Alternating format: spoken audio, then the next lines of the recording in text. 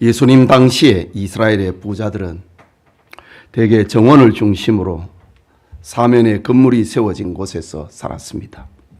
집의 중심에는 화원과 우물이 있었고 화창한 날씨에는 그곳에서 식사를 했습니다. 귀빈을 초청을 할 때 집주인은 손님에게 세 가지 예의를 갖춥니다. 첫째는 자기 손을 손님의 어깨에 얹고 평화를 기원하는 뜻으로 입을 맞추었고, 둘째는 샌들을 신은 손님의 발과 손을 씻을 수 있게 항아리에 준비해 둔 물을 드리는 것입니다. 그리고 손님을 위해 향을 피우거나 향유를 머리에 한 방울 떨어뜨려 몸의 냄새를 없애주는 것입니다. 이것은 손님 접대에 빠뜨릴 수 없는 이스라엘 지방의 예의였습니다. 오늘 본문은 한 바리새인이 예수님을 자기 집에 초청했을 때 일어난 사건입니다. 제사장과 서기관, 바리새인들이 죄인으로 분류해 놓은 창녀가 그의 집에 불쑥 나타났기 때문입니다. 오늘 읽은 본문을 중심으로 용서받은 자의 주님 사랑이란 제목으로 하나님의 말씀 받고자 합니다. 말씀을 듣는 우리 모두에게 하나님의 은혜 주심이 있기를 소원합니다. 먼저 죄인으로 정죄된 한 여인을 봅니다. 본문 37절과 38절에 그 동네에 죄를 지은 한 여자가 있어 예수께서 바리새인의 집에 앉아 계심을 알고 향유 담은 옥합을 가지고 와서 예수의 뒤로 그 발 곁에 서서 울며 눈물로 그 발을 적시고 자기 머리털로 닦고 그 발에 입 맞추고 향유를 부으니 라고 합니다.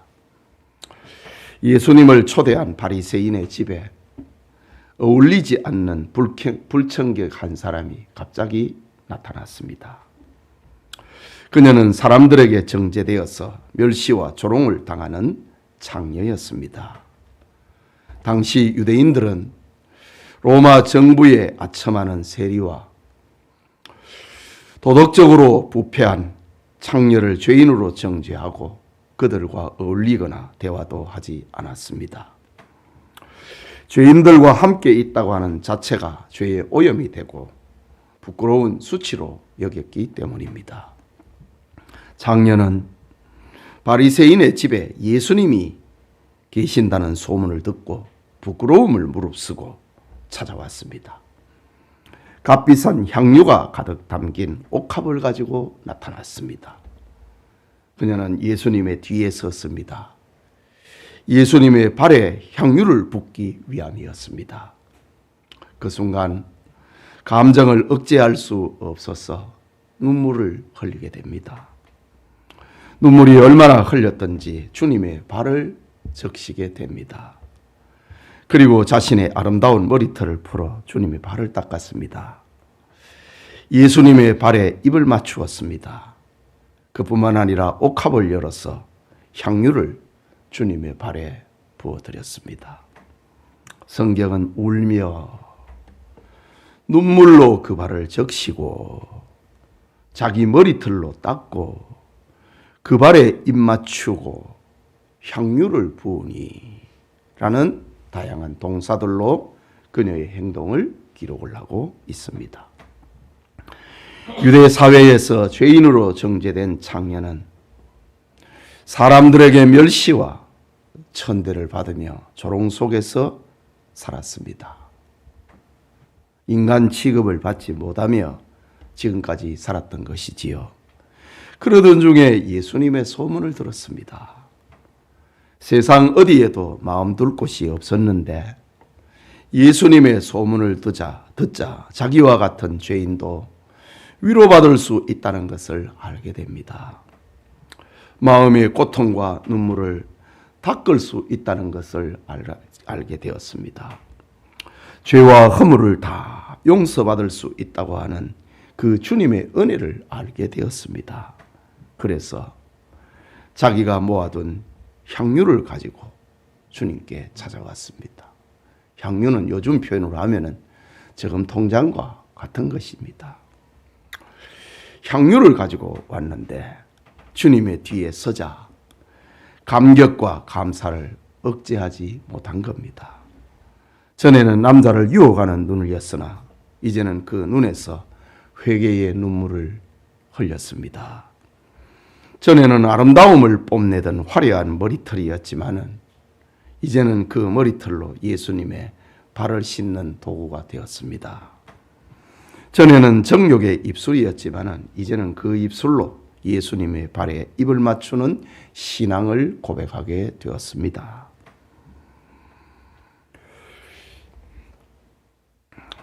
여인의 이런 모든 행동은 감사였고 감격이었고 사랑이었고 예배였던 겁니다.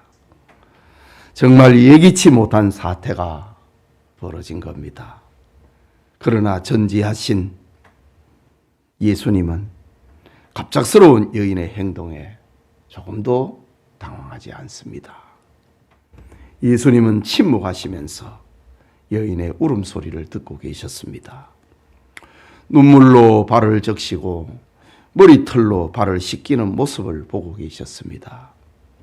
발에 입 맞추고 값비싼 향유를 붓는 여자의 모습을 가만히 지켜보셨습니다.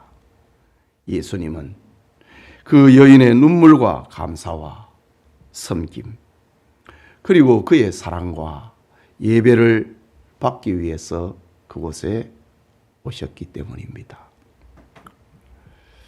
이런 장면 앞에 예수님을 시험하는 바리새인을 봅니다. 뜻밖의 사실에 불편하고 격분한 사람은 예수님을 자기 집에 초청을 했던 바리새인이었습니다. 그는 불편한 감정을 다양하게 발산을 합니다. 첫째는 이 여인의 행동을 멸시합니다. 본문 39절에 예수를 청한 바리새인이 그것을 보고 마음에 이르되 라고 합니다. 그것을 보고 마음에 이르되, 이 말은 죄인된 여인의 행위를 멸시하고 있는 표현입니다. 사람들의 명성과 존경을 받는 예수님을 자기 집에 모신 바리새인은 자신에게 시선이 집중되지 못하고 갑자기 나타난 죄인으로 인하여서 그는 당황합니다. 창녀의 갑작스러운 행동을 저지할 틈을 놓치고 말았습니다.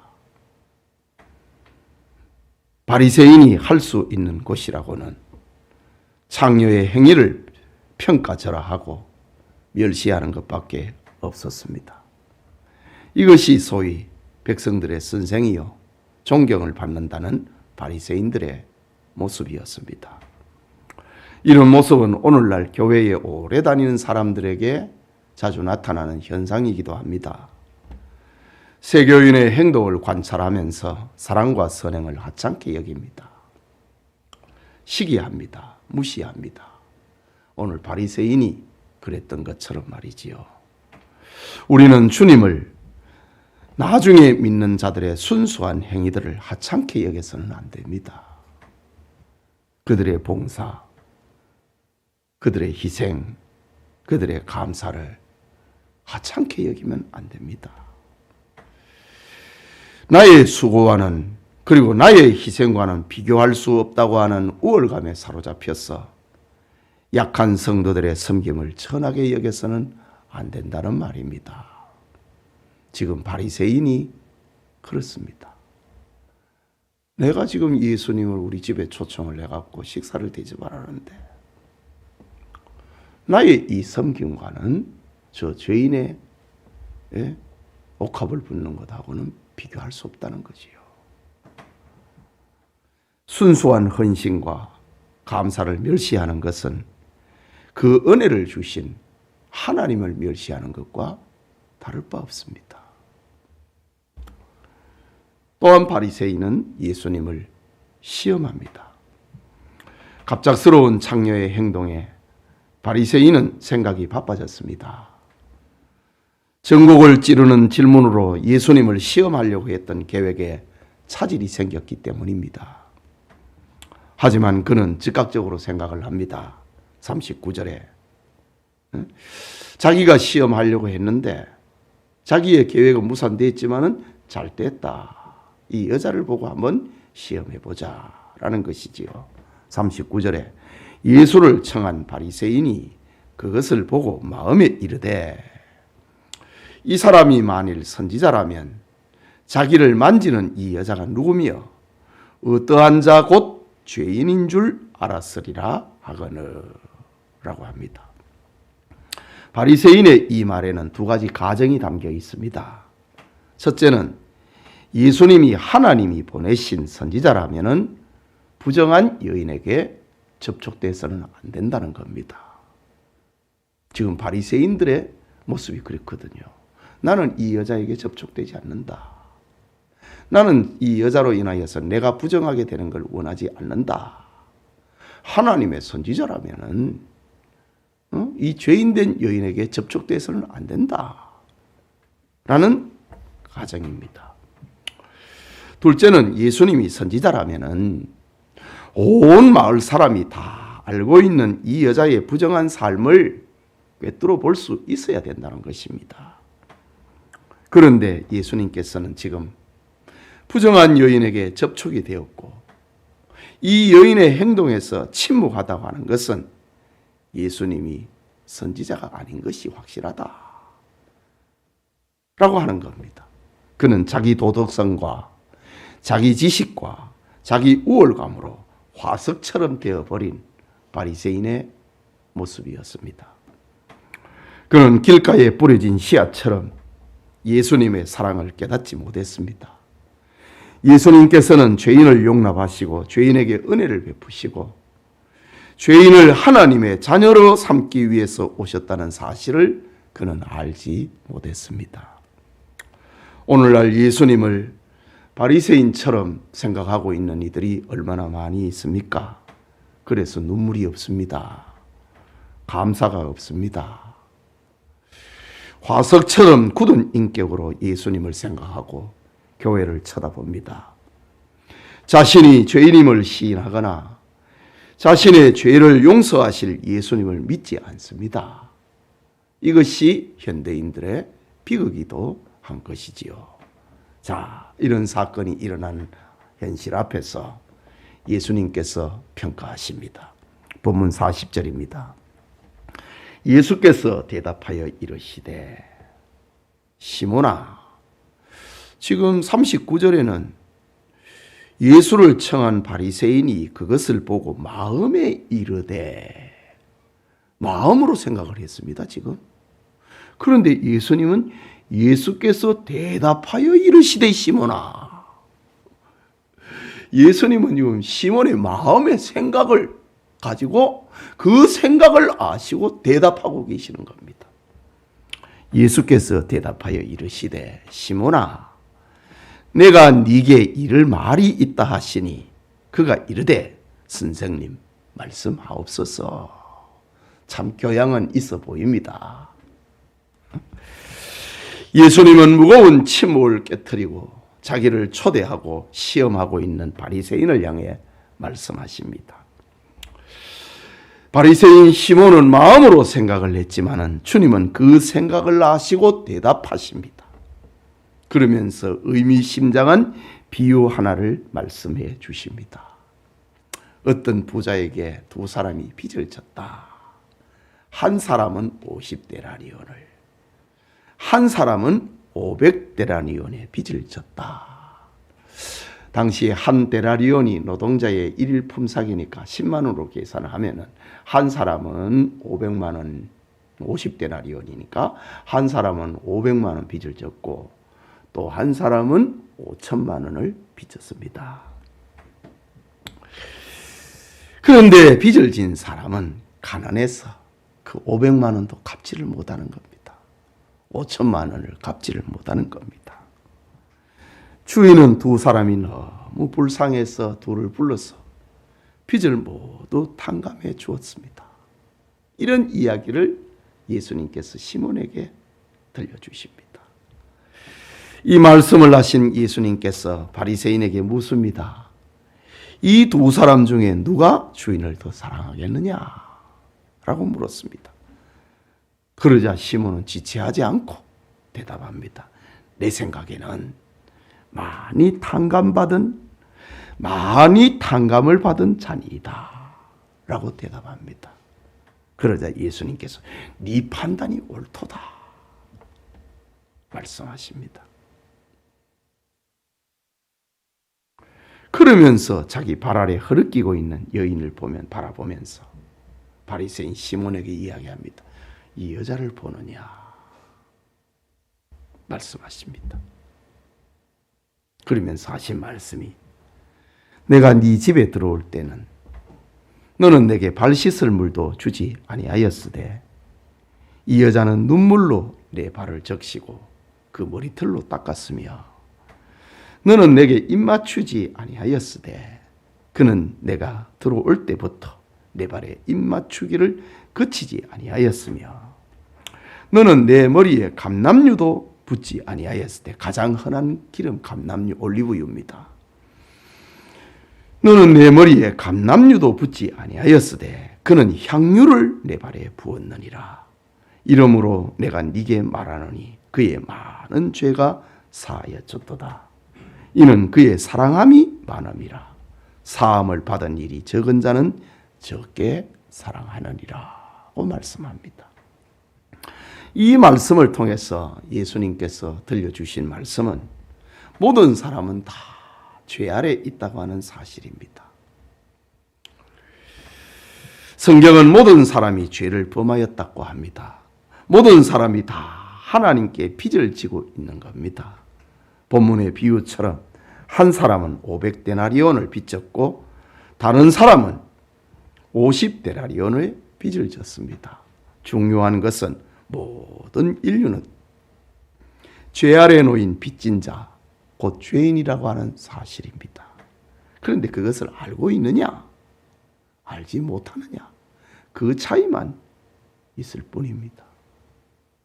바리새인 시몬은 그걸 모르고 창녀는 그것을 알고 있는 겁니다. 둘째는 모든 사람은 스스로 자기 빚을 갚을 수 없다는 사실입니다. 죄의 빚은 그것이 많든 적든 간에 갚을 능력과 한계를 초월해 버린 겁니다. 아무리 많은 은과 금이 있어도 하나님 앞에 죄를 용서받을 수는 없는 겁니다. 아무리 선한 양심과 성실과 노력이 있다 할지라도 하나님 앞에서의 죄값을 치를 수는 없는 것입니다.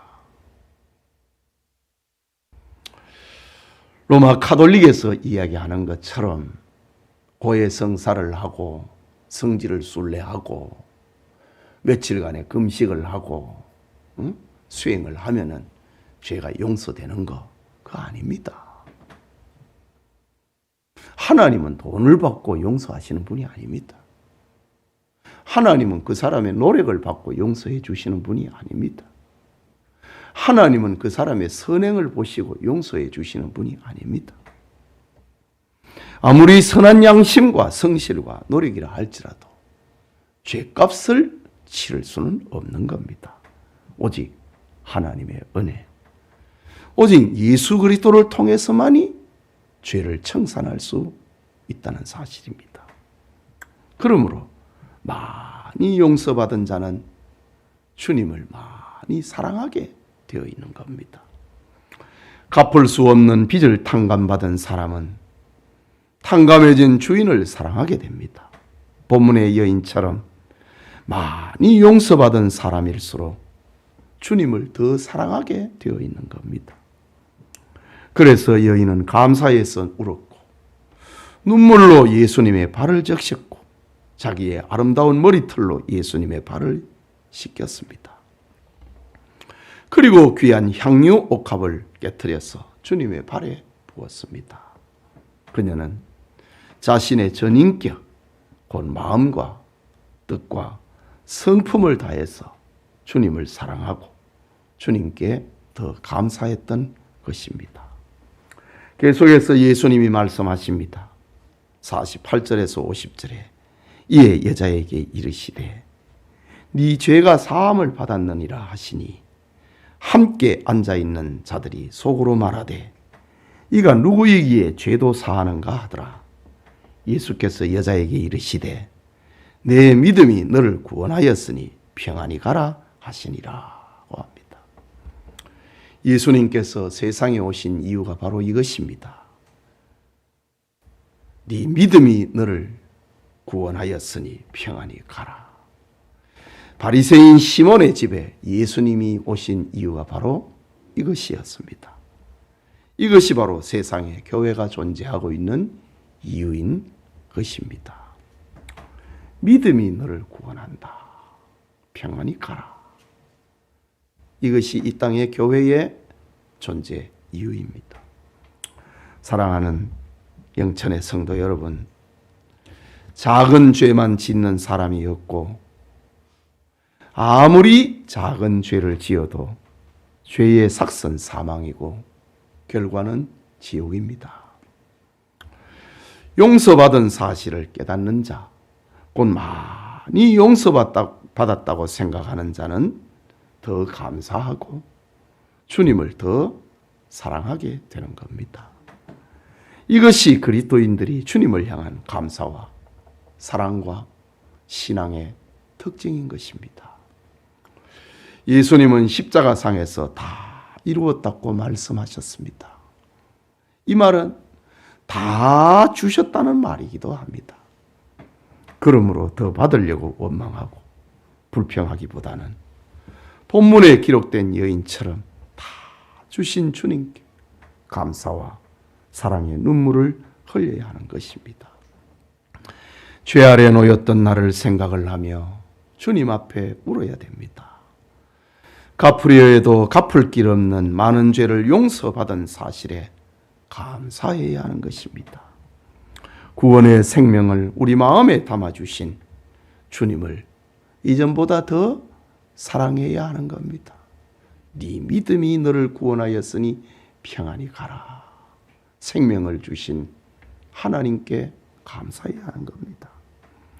그러나 완전할 수 없는 지상교회에서 바리새인 시몬처럼 스스로 하나님과 단절시키는 불행이 있는데 그것은 나는 저 사람보다 낫다라며 자기 의를 내세우는 것입니다.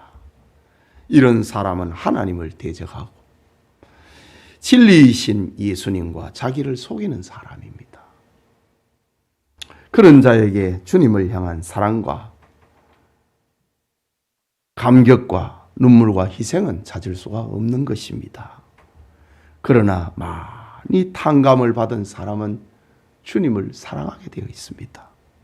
사도 바울은 죄인 중에 내가 괴순이라 라는 말을 하면서 울었습니다.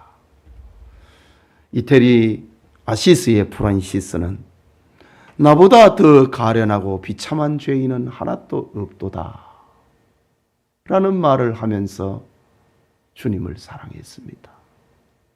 세상에서 내가 가장 큰 죄인이고 비참하다고 했습니다. 이것이 주님을 만난 자들의 이야기입니다. 주님을 만난 사람들의 이야기는 내가 죄인 중에 괴수다. 나보다 더 큰 죄인은 없고 나보다 더 불쌍한 사람은 없다는 겁니다. 주님을 만난 사람의 이야기입니다. 예수님이 바리새인 시몬에게 하셨던 말씀, 이 여자를 보느냐? 그리고 너를 쳐다봐라. 이 여자를 보느냐? 너는 내가 올 때에 너는 발 씻을 물도 주지 아니했다. 너는 유대 사회에서 기본적인 예의도 너는 갖추지 않았다. 그러나 이 여자를 보느냐? 이 여자는 눈물로 내 발을 씻기고 향유 옥합으로 내 발에 부었다. 너는 내게 입맞추지 아니했으나 이 여자를 보느냐? 이 여자는 내 팔에 입을 맞추었다. 너는 나에게 올리브유 한 방울도 떨어뜨렸어 몸의 냄새를 제거하지 않았지만 이 여자는 향유를 부었느니라. 이 여자를 보느냐? 그리고 너를 보아라.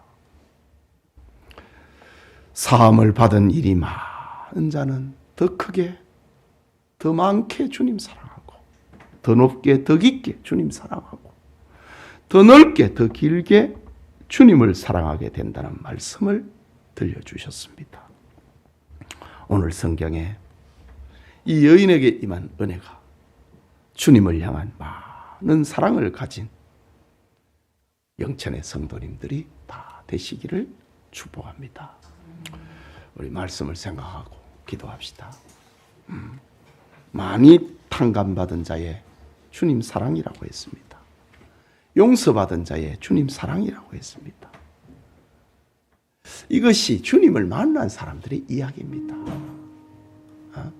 주님을 만난 사람은 그가 누구이든지 간에 내가 죄인 중에 괴수다. 나보다 더 큰 죄인은 없다. 이거는 주님을 만난 사람들의 이야기입니다. 우리에게 이런 이야기가 서져야 되는 겁니다. 우리 같이 기도합시다.